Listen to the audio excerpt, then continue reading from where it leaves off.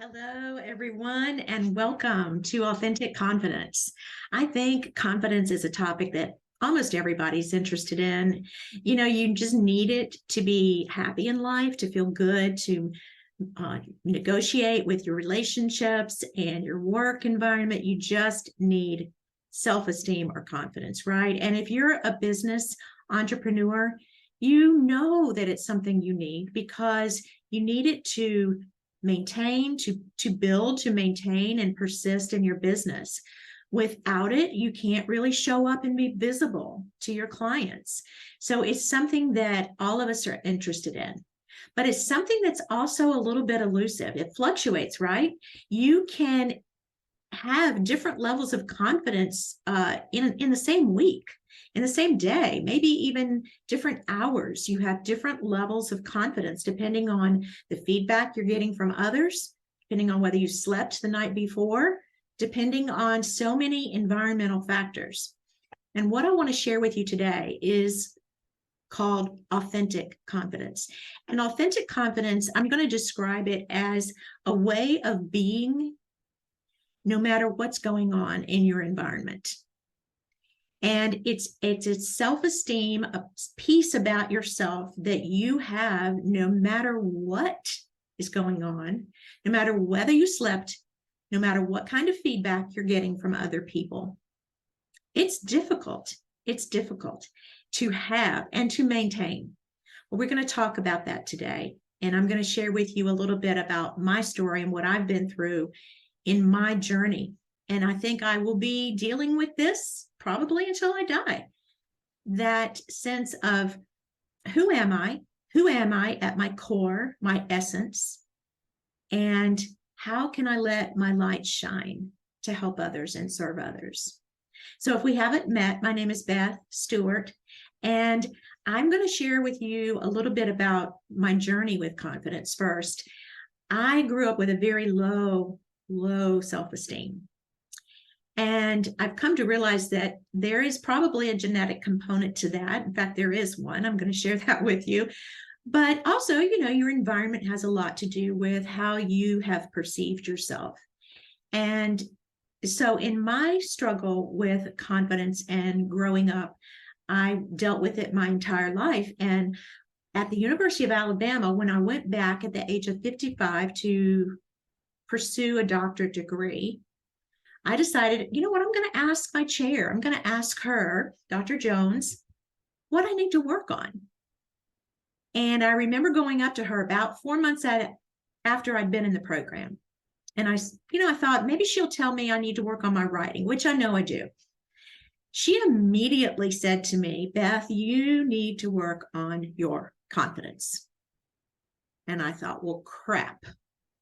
You mean here I am at 55 and people are still recognizing a lack of confidence in me? That didn't set well with me because I had been trying to work on it for years. I don't know if you've ever heard fake it till you make it, but I tried that. It didn't work really well for me. So I went on a journey of trying to find authentic confidence. And have I found it? Yes. Is it still a work in progress? Absolutely. So I just want to share with you a little bit about what I've learned and what I've experienced in this journey in hopes that it will impact your life, or maybe you'll take one thing away today from hearing about my journey. All right, so let's dive in. So what we're going to be doing in this maybe 20-minute workshop, probably 15 minutes, is we're going to look at the biology of confidence. We're going to take a look at what it means to be underconfident or how you might be able to recognize that in yourself. We're going to take a look at what it may feel like to be overconfident. And yes, you can be overconfident. We're going to look at boosting your innate confidence. And the resources that I have used for this presentation, let me just hold up this amazing book. I want to give total credit to Dr. Ben Falsky. You can buy this book on Amazon. It's called Authentic Confidence. And along with this book, I have used thoughts and ideas from Brene Brown, The Gift of Imperfection, and also Donald Clifton's work with strengths. So let's dive in. So there's actually a genetic component to confidence. And you may have heard of a shyness gene. I'm pretty sure I got it. But I think I might have also gotten this predisposition to a level of low self-esteem. So researchers at the University of California, Los Angeles have found that we are born with a genetic predisposition to either having a low level of self-esteem or a high level of self-esteem. Who knew? And the oxytocin receptor gene has been found to predict that, whether you might have had a bias towards low or high self-esteem.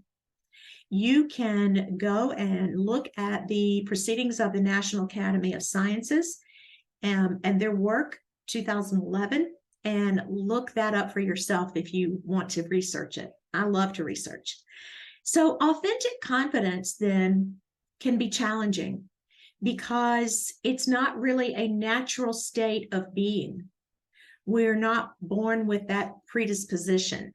Now, of course, nature, nurture, we've all been born into environments, and that definitely has an impact on our confidence and self-esteem growing up. But have you ever just noticed that maybe a 4-year-old either just has a really high level of self-esteem already, or maybe not so much?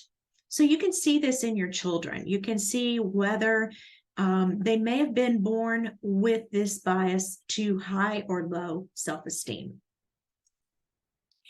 So this is a really interesting term that Ben Fauske uses, braggophobia. I looked it up. I don't think it's in the dictionary, but I love it because the reason I do love it is because I know I had it. And it can lead to a sense of underconfidence. And what this term really, really means is that you've got a fear. You've got a fear of coming off as arrogant or bragging. If you've ever thought, oh, I'm not gonna raise my hand. I know the answer, but what are they going to think of me if I spout off this knowledge that I know because I did my homework and I'm smart and I know the answer? Are they going to say, oh, yeah, she thinks she's Miss Teacher's Pet? So if you have ever held yourself back in life, then you may have struggled with braggophobia. You don't want to be seen and perceived as arrogant. Nobody likes people who are arrogant, and we've all known people who are arrogant, so we don't want to come across that way, right? So we are going to undersell ourselves. We're going to hold back our capabilities. We're not going to shine our lights because we don't want to be perceived as arrogant. We may have a false view that this is humility. And if you've been brought up in a religious background or a church background, you may have this sense that, oh, I've got to stay humble. I need to not shine my light because I know that humility is a good thing. And humility is a good thing, but appropriate humility. We're going to hold ourselves back, as I've already said, if we struggle with not wanting to be seen as arrogant. We may have a difficult time accepting compliments. So I want you to think about this a minute. What happens to you when someone says, oh my gosh, that was an amazing job you just did. That's an amazing book you wrote. Oh, thanks. It wasn't much. Yeah, I did it, but. And so if you hold back from saying, thank you, you may have this sense of not wanting to accept compliments, a false sense of humility, when in fact, you know you did a good job, right?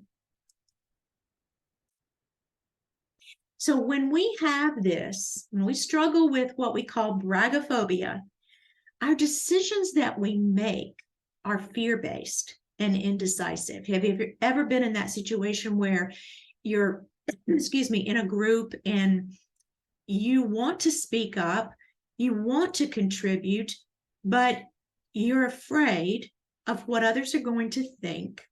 And so you're sitting there, should I talk? Should I not? Should I answer? Should I not? You're indecisive. You don't know what you should do. Your decisions are fear-based, depending on what others might think of you. So think about that. Is this you? Do you struggle with braggophobia? You may have a sense of being overconfident. And the way that you may recognize this in yourself is to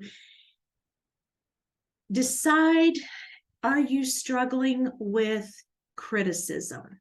If somebody calls you out on your stuff, if they do not agree with you, or they say, oh, you've hurt my feelings, or this or that, and you're immediately putting up walls, immediately saying, no, that's not me, I'm not like that, then you may have a sense of overconfidence. And when you're with other people and you have this sense of being untouchable, or I'm great just the way I am, leave me alone, then others are going to have to underplay their confidence around you just to get along with you. You may have had a boss like this, or maybe a coworker, or maybe even a spouse at one time, who could not accept your criticism, even when it was constructive.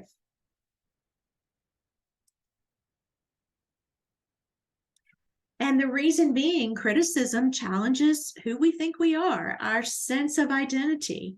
And no one likes when we are challenged about our identity, who we are, we're in survival mode. Like, oh gosh, if I'm not who I think I am, then am I going to live? Am I going to survive? Yes, you will, but you may feel like you're not. So when you respond well to criticism, and I'm not talking about abusive criticism or people just going off on you, I'm talking about constructive, positive criticism. When you respond well to that, it demonstrates that you have authentic confidence. It builds authentic confidence in yourself, and it demonstrates a level of humility. When you respond defensively, on the other hand, to criticism, you're really demonstrating blame. You're blaming yourself, or you're blaming other people for yourself, the way you are.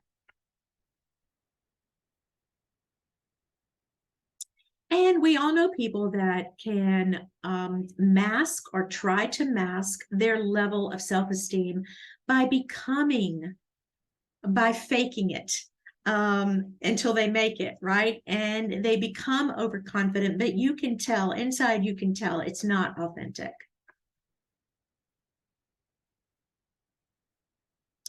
So self-awareness and the realization that no one's perfect, we cannot be perfect. Brene Brown, I love what she says about authenticity and the gift of imperfection. If you haven't read her book, please do.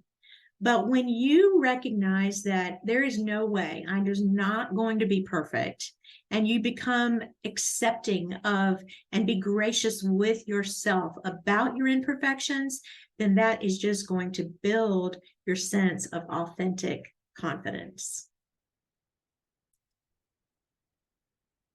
And let's just think about this for a minute. People that are overconfident may be really, really good at what they do. They may be excellent at what they do, but nobody really wants to be around them very much. So that's not my goal. I like people too much. So what is authentic confidence, and how do we get it? What does it look like?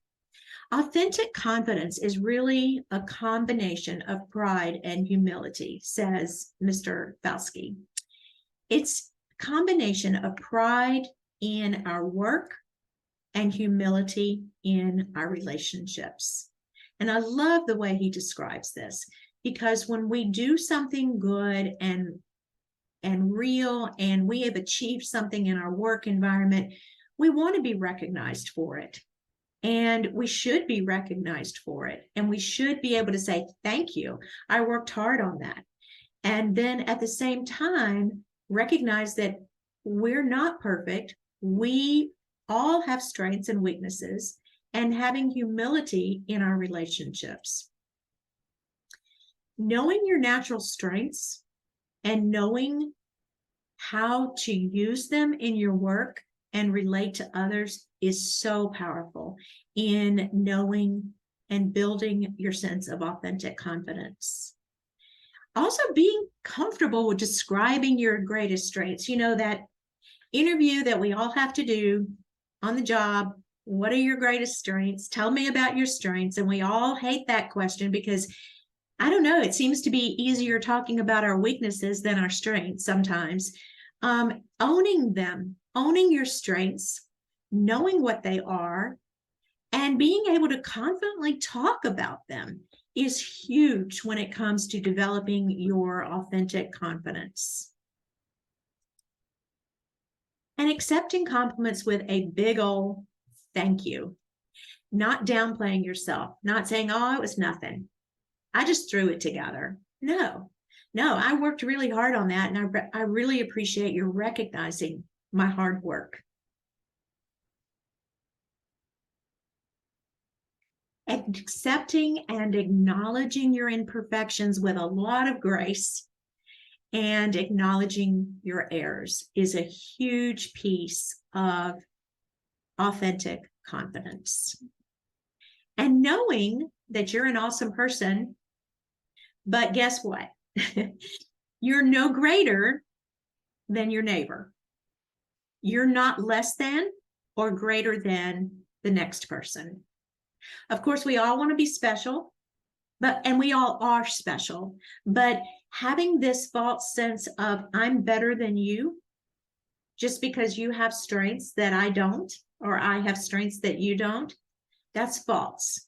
So knowing that you're a great person, but no better or less than anyone else is huge.